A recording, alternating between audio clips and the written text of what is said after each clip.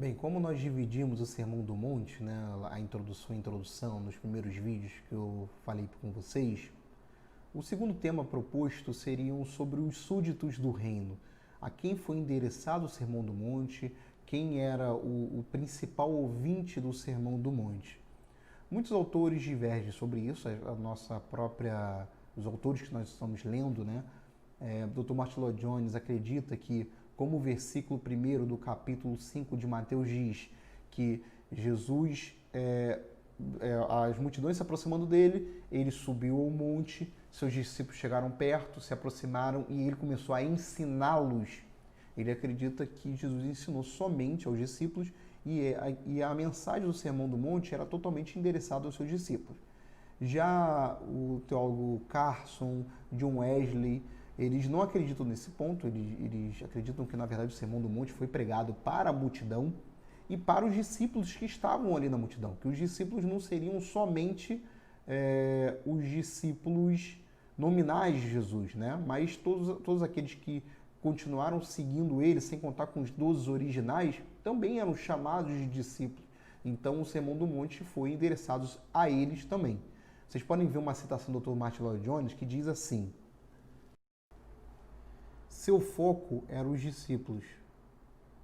Seu objetivo era inflamar o coração de seus seguidores e mostrar o padrão do reino de Deus. O sermão é nada mais, nada menos que a descrição do que e de como é a vida de alguém salvo.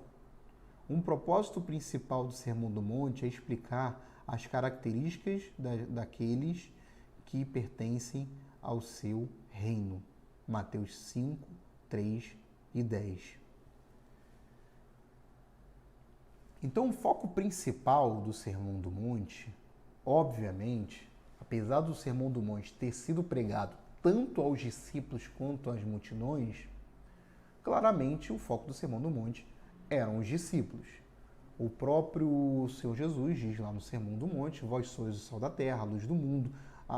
Nem todos os que estavam ali na multidão eram crentes em Cristo. Então, nem todos seriam o sal da terra e luz do mundo. Mas a mensagem do reino, ela é pregada para todo mundo. Jesus, ele, logo no início, nos primeiros vídeos que eu falei com vocês, ele percorria a Galileia, lá em Mateus 4, 23 e 17, pregando em todas as sinagogas e para todo mundo, que para que se arrependesse ia chegar do reino dos céus.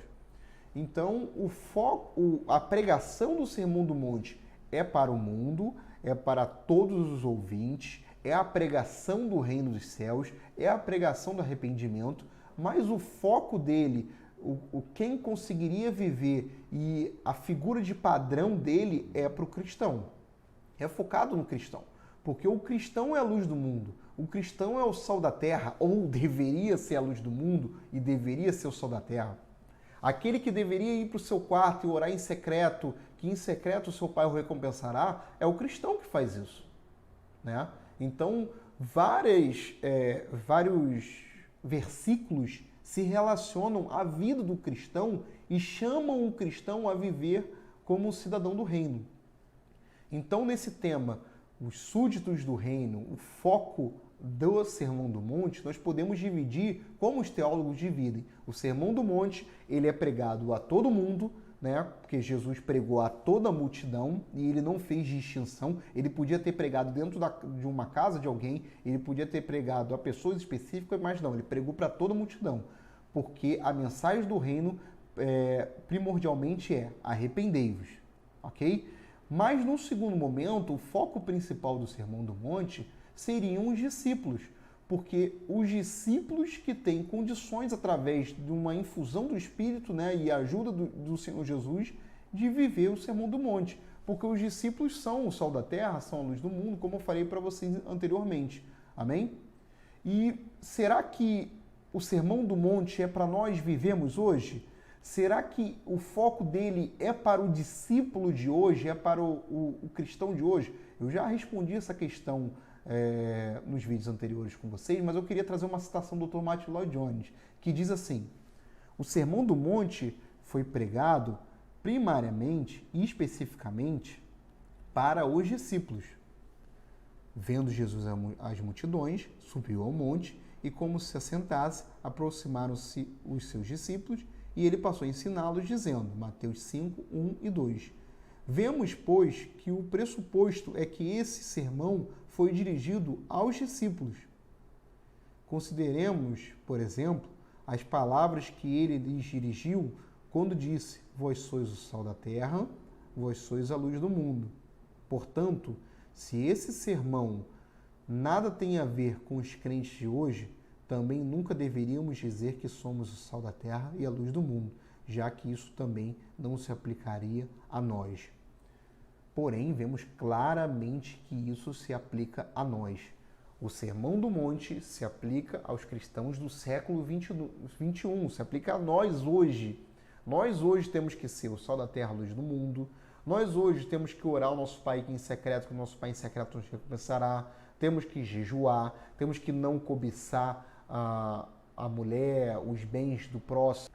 Nós temos que perdoar, nós temos que amar nossos inimigos. Todo esse discurso é voltado para o cristão de hoje.